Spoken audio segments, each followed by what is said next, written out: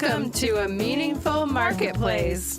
I'm Sarah Massoni from Oregon State University's Food Innovation Center, where I've helped countless dreamers launch their new food products. It's the science of taking a food delight from the kitchen to mass manufacturing and still keeping its great taste. That's what I do. I've been called the woman with the $1 million palate, although I haven't tried to cash that check yet. Listen in weekly for real-life stories. I'm Sarah Marshall, owner of Marshall's Hot Sauce and author of Preservation Pantry, modern canning from root to top and stem to core. I love inspiring business owners to get started on their journey, encourage folks to be part of their local community, and I'm excited to help business owners tell their stories. Hello and welcome to the Meaningful Marketplace. We are here weekly to discuss the journeys of food entrepreneurs. We are glad you've joined us today as we bring you stories of hope and inspiration. This is Sarah Marshall, owner of Marshall's Hot Sauce.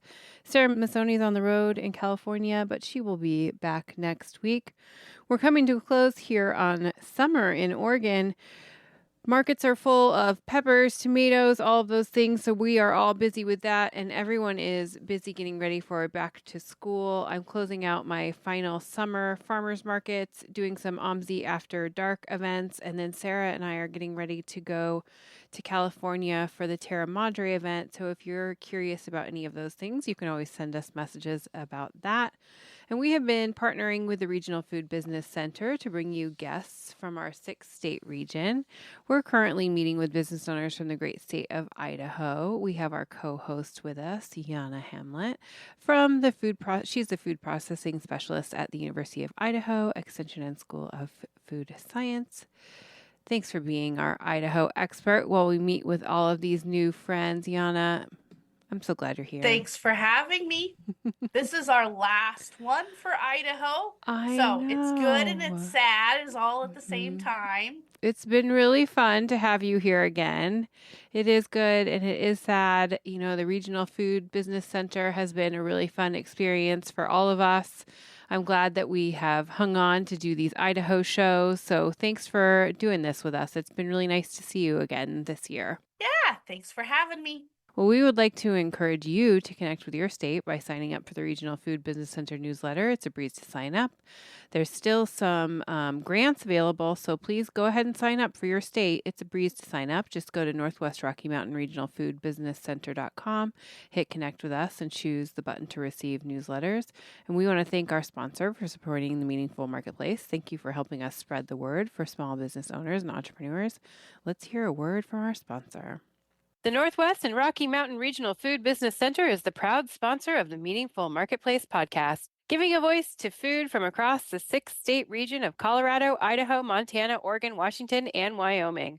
The Food Business Center supports Northwest and Rocky Mountain food industry makers as part of the USDA's National Network of Food Business Centers, supporting a more resilient, diverse, and competitive food system as a go-to source for small and mid-tier food and farm businesses with a focus on underserved communities, providing education in the form of technical knowledge, business programs, and industry news.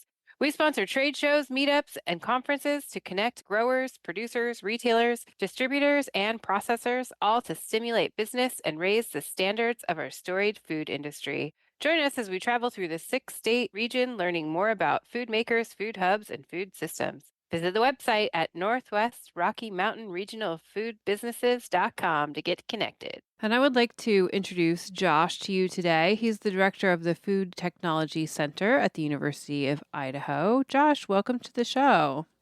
Thanks for having me. We always want to try to connect people to you, and I don't know if there's a good way to do that to you directly or to the center. It can be LinkedIn, it can be online, it can be Instagram, whatever the best way to find you online would be. Typically just do a quick search for the U of I's Food Tech Center. You can find me on LinkedIn, but probably the easiest thing, because the university likes to use long web addresses to just do a quick search. People find us pretty easily that way. Perfect. How long have you worked for the University of Idaho, and what do you do as the director of the Food and Technology Center? So I have worked there since, crazy enough, 2008. I became the director in 2012, and my role is to oversee the operations of the facility. I'm the principal processing investigator on some pilot plant research projects, But, I obviously help out some of the food entrepreneurs with just doing that late this afternoon before I hopped on here. And I also oversee our business incubator in the same extension center where we provide warehouse space for small manufacturing businesses. Josh wears lots of hats. Well, I was just going to say, Yana, you know each other, right? Yes, we do. We happen to have had a conversation from time to time. You Yes, we have. You work for the same university, in case our listeners hadn't made that connection yet. Yeah, so like with the business incubator, it's full right now. People are clamoring for space or interested in space, but we're wine heavy. So we've got 3 different wine businesses in there right now, one granola manufacturer, and the Food Technology Center actually rents space back from the business incubator for raw and finished goods storage, along with equipment storage so it's a little overflow.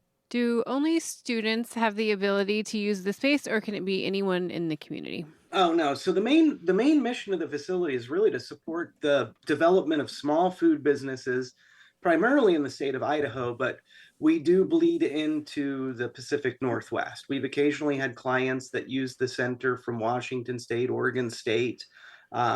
We have a commercial kitchen that is available for rent. The only fee for entry is that you take a course from us that covers in very broad brushstrokes food safety, product development, and business development. Once you take that course, that gives you the ability to rent time in the kitchen if you so choose.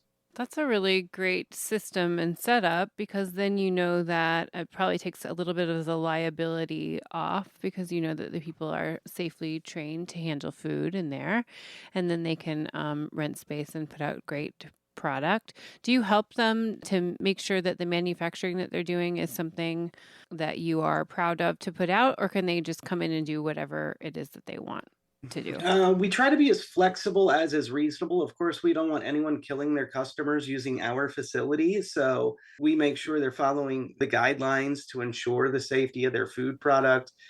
We counsel them on product development if they need it, or talk to them about process improvements they might be able to make given the equipment that we currently have available for rent. We'll also help them source jars and lids and what other containers and packaging they might need. And we typically, I don't think this has happened lately, but we can reach out to the local farmers markets and get them a free booth to just do like a market test to see how folks like the product they're producing. It's a really low investment. It's a low entry fee to give it a try. They're not opening their own facility, buying their own equipment. And we also, since we subsidize the rates in the facility, I mean, it's max $35 an hour to use the facility.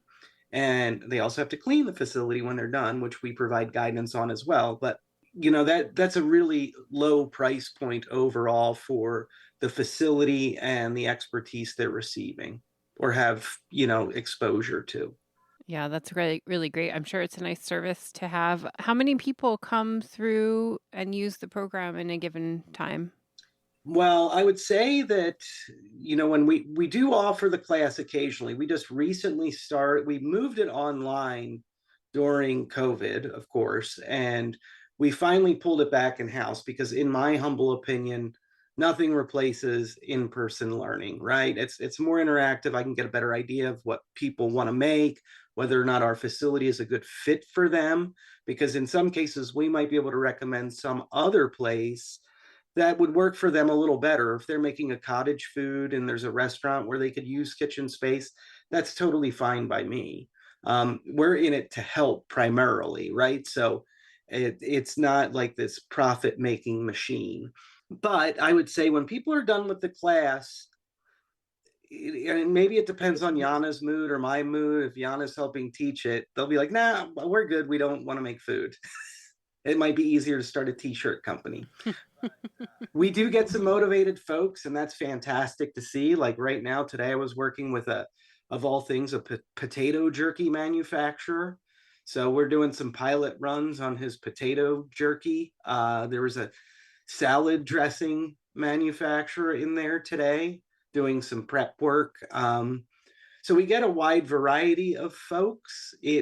The client base is a bit down since COVID. I think there's still supply chain issues, some inflationary costs with raw materials, but we're seeing some steady use, that's for sure. In the past, we've had anchor clients, is what I would call them. Like we've had 2 hummus manufacturers pass through, and hummus, since it's a perishable product, right? Typically, say 30 days, they've got to use the kitchen more frequently. If you're making a barbecue sauce, and once you dial in your process, you could theoretically make 2 to 3 pallets of that sauce in a day at our facility, given the equipment we've got. So you're not going to see those folks quite as often, depending on their sales, of course. But, there's still little food manufacturers, but they can pump out a fair bit of product. Yeah. Do you have like a kettle or something like that people can use? Oh yeah, we've got a 75-gallon swept surface kettle. We've got a 150-gallon stationary kettle. We've got 2 rational iCombi ovens, and we've got an all-fill manual filler, which actually, once you figure it out, can fill a fair number of jars in a relatively short period of time for a semi-fluid product. And then we've got a fair bit of equipment. I even forget what we've got because it's in our warehouse. We've got a freeze dryer. We haven't dealt with too much freeze dried candy yet, but we know it's out there. Mm-hmm. I have a freeze dryer running right now in my kitchen, some stuff. Oh, there you go. Josh and I get called about freeze dried products, but he hasn't quite had a freeze dryer come use the facility yet. No. Yeah, we use the freeze dryer in our kitchen to use some of the waste that we strain out of hot sauce, and then we powder it and use it. So we're like a full use facility. Oh, that's cool. Yeah. So yeah, we've had I think I answered your question, but we've got a fairly varied number of folks that have come through the kitchen over the years, from everything from granola bar manufacturers to a fruit tea producer. It's pretty interesting to see sometimes. Flavored mixers.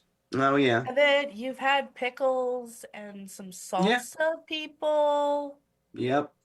And so, Janna, do you send people there to use the kitchens, or do people come to you from the kitchens? Like, is it like a full circle? How's it work with the two of you? All of the above. Yeah, so Josh and I will get calls from random folks that have a food idea, and we'll kind of help them and talk them through some stuff. Maybe they'll attend our class. Maybe they'll use Josh's kitchen. Maybe they'll use other commercial kitchens that are in the area. Some of them are going to build their own facilities, and they're going to go off and use those. So it's a mix. Sometimes our SBDC and SBA, they might refer some folks to us that have come in asking for some business help as well. We're connected with the folks at SCORE. So sometimes if they have some folks that are food entrepreneurs, we also have like the Idaho Hispanic Council, Idaho Women's Business Owners, those kind of groups. And as they have food companies, they'll refer them to Josh or I to kind of chat through their idea and help them with some regulatory and things like that. And sometimes we never hear back from them. And sometimes we have them come and they make a product and they become a success story. That's very cool. I'm sure it's a fun journey to watch these people go through all of their business ideas from start to finish. You get to see them through. I'm sure they don't all come to fruition, but when they do, I'm sure it's really exciting. Yes, it is. What do you think are the downsides to running a commercial kitchen space? Oh, the downside. Well, given what we charge and what equipment costs, if somebody breaks a $500 scale, there goes our revenue for the day. And we can't really charge it back to them because we don't know exactly how it broke, unless I guess they dropped it on the floor or something. But, we just don't charge for that sort of thing. And again, our main mission is to support the growth of small food business. And what enables us to subsidize the rates in that kitchen is the research projects that we conduct in our pilot plant. And luckily, we have solid footing in that arena. But standardizing training, how much involvement should we as University of Idaho employees have over them manufacturing the product for liability reasons? I mean, obviously you've got to fill out a lot of contract, release of liability paperwork, have insurance and that sort of thing. But making sure people clean the facility the way it needs to be cleaned, using the right concentrations of chemicals. I mean, we do help with that sort of thing, but it can be a little onerous, or people, we are only open during standard business hours, which is limiting for a lot of folks. But I found when people rent things, they can be a little harder on things than if they purchase that $20,000 thing. So maintenance is, it can be a challenge because I'm also the maintenance guy. Mm-hmm. So you're the one that's called when something goes wrong. You got to fix the problem. Right. And it only breaks when people are using it, right? Mm-hmm. So Josh, he's got his other side that he's working in. That's his primary role. And so, those kitchen rental dollars really do not pay the salary of full-time folks to be over assisting and answering questions and making sure that people are following through with like good manufacturing practices and things like that. So that becomes a challenge when you wander through and you're like, what the heck are they doing? And where did they come up with that idea to try? And we don't necessarily, Josh and he has a couple of folks to help, but again, the money isn't being made out of the kitchen. They're getting paid to do the laboratory and research work. And so sometimes funky things happen in the kitchen and it makes you just go hum. and it's funny you bring that up, Yana, because I was just thinking this was years ago. Yana got some grant dollars, and we got a lot of folks through FSMA training, or preventive controls for human food. Some of these, I mean, fantastic people, but what's the old adage? It's hard to teach an old dog new tricks, right? They don't want to change. It's that food safety culture. It's hard well, we've been doing it all these years this way. Yeah. And we haven't hurt anyone. That we know of. So that can be a little challenging to work with, but some of those folks have aged out of the kitchen, actually. Well, we're going to take a quick break. And when we come back, I want to hear about the food products that you're the most proud of that have come out of the kitchen. So we'll be right back. Oregon State University's College of Agricultural Sciences and the Food Innovation Center are proud sponsors of Meaningful Marketplace. With a mission to serve all Oregonians, we are committed to giving voice to those whose food and agricultural stories are not always heard. By providing access and opportunity for a more diverse and just food system, because food brings people together. Let's hear about the products that you're the most proud of and most excited about that have come out of the kitchen. Well, I gotta say, like from a I don't like to define success because it's different for everyone, right? If you're having a blast making a food product, selling it at the Saturday market, great, that's fantastic, and I'm glad we can help. For those that want to scale, we've had what I would call success stories. Like Treasure Valley Salsa was making a good salsa product. They ended up going to a co-packer.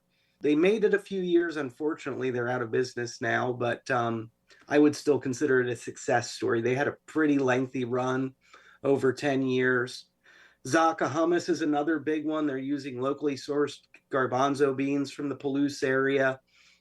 Janine was a real go-getter, a sharp business lady with a great product, and created a relationship. I think it was a co-packer out of Chicago, and they're still going gangbusters, which is great to see. Another is Humana Hummus.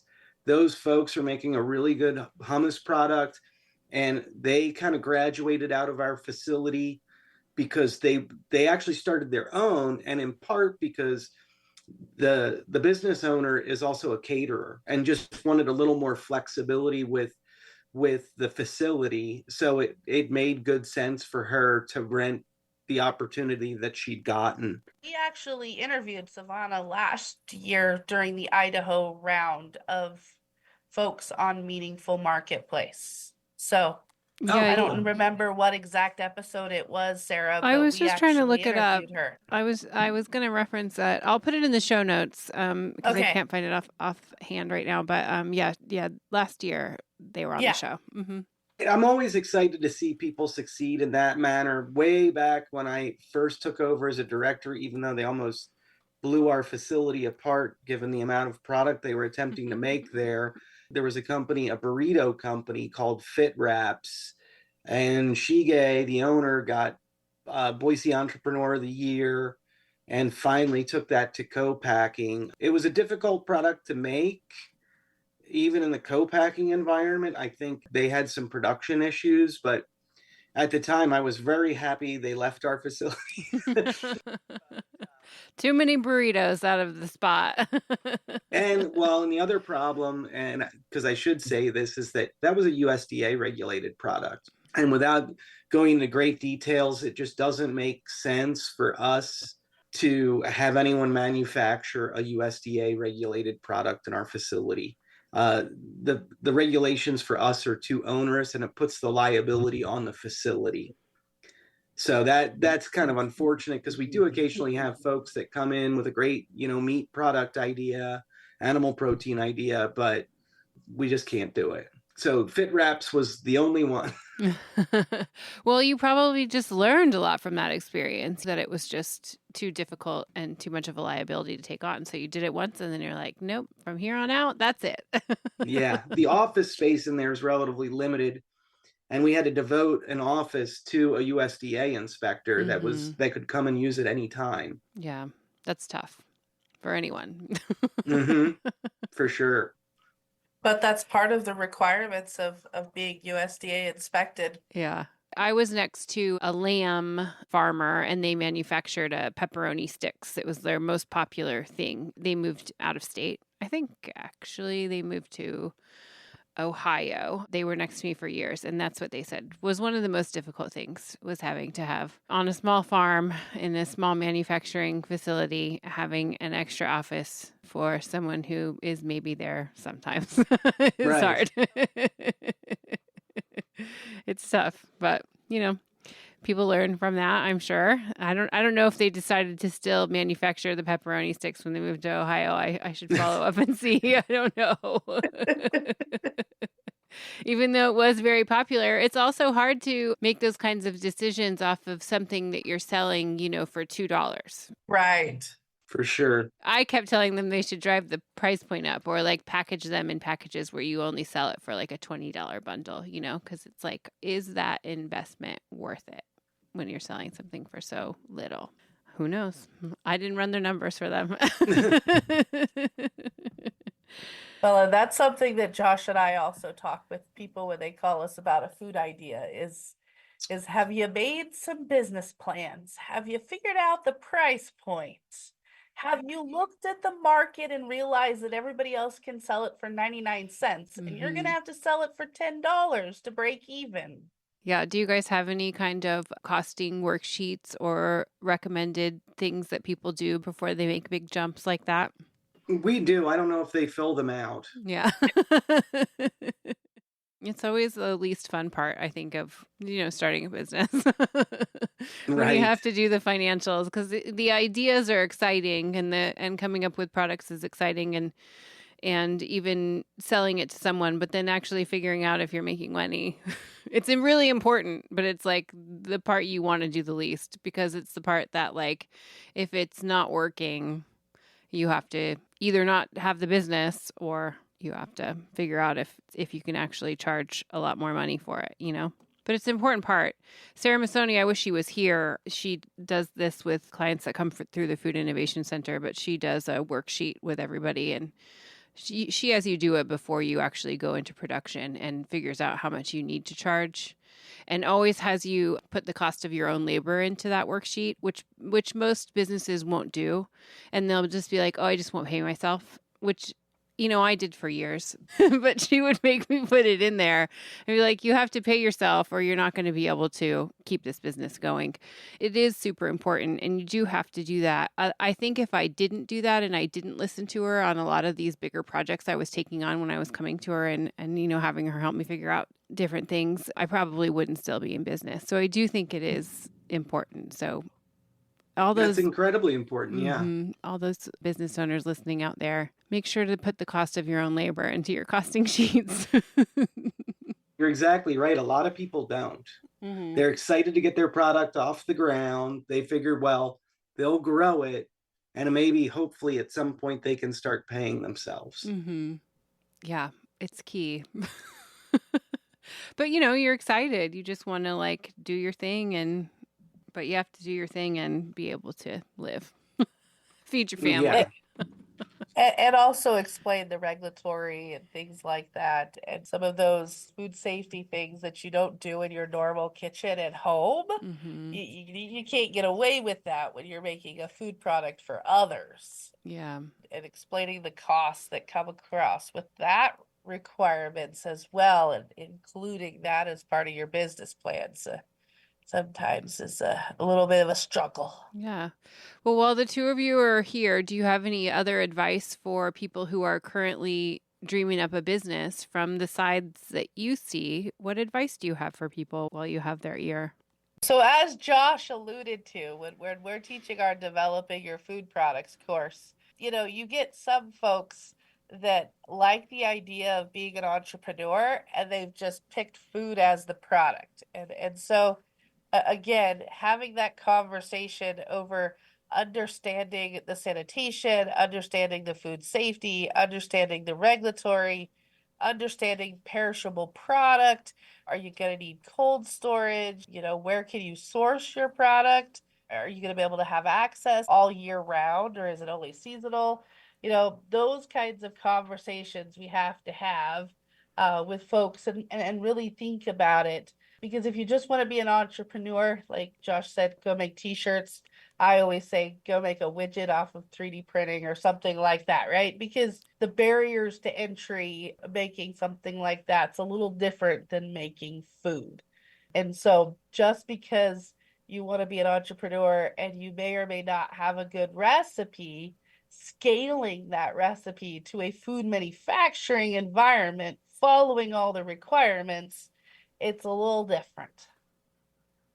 Yeah, and to be fair, I think the t-shirt market might be a little saturated too, but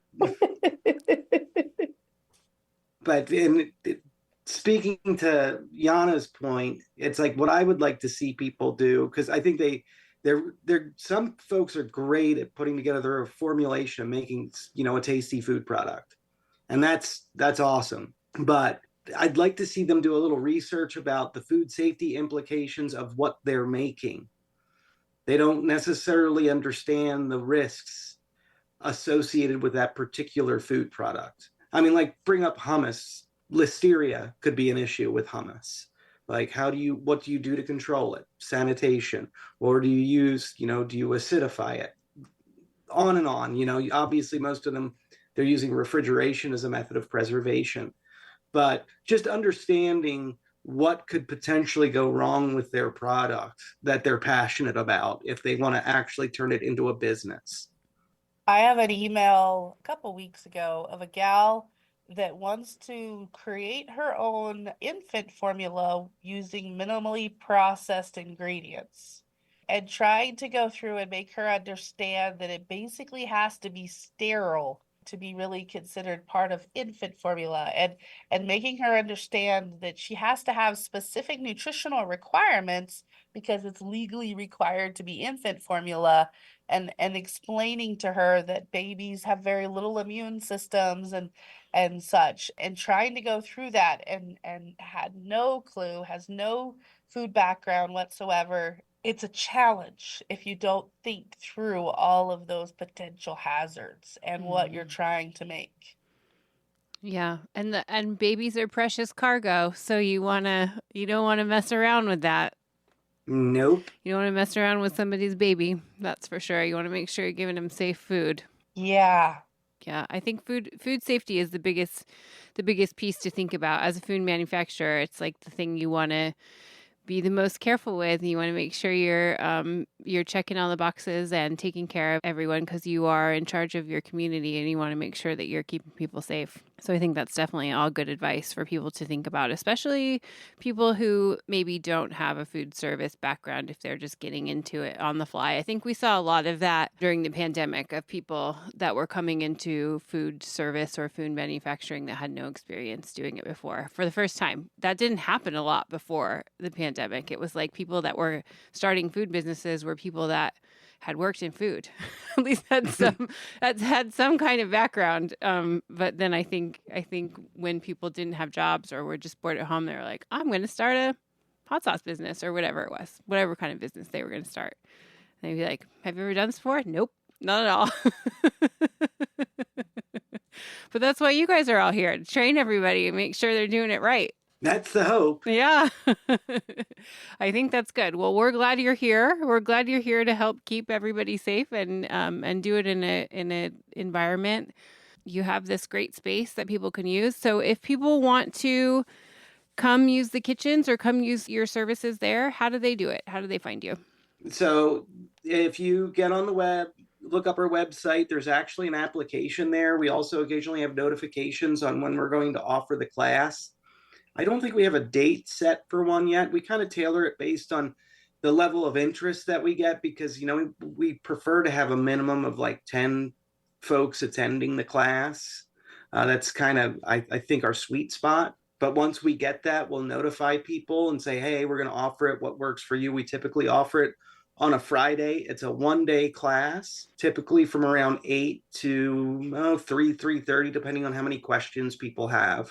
Perfect. We have our Idaho Food Business Foundation's short course, 8-course seminar coming up starting in September, and it runs through till December. And so I think after that, we'll end up having another Developing Your Food the one day. But this one is an 8-part series, giving a lot more information and some examples, because Josh and I cram a lot of information into a one-day course. Perfect. Well, I'll make sure to put links so people can find the courses, find you, find more information about it in the show notes.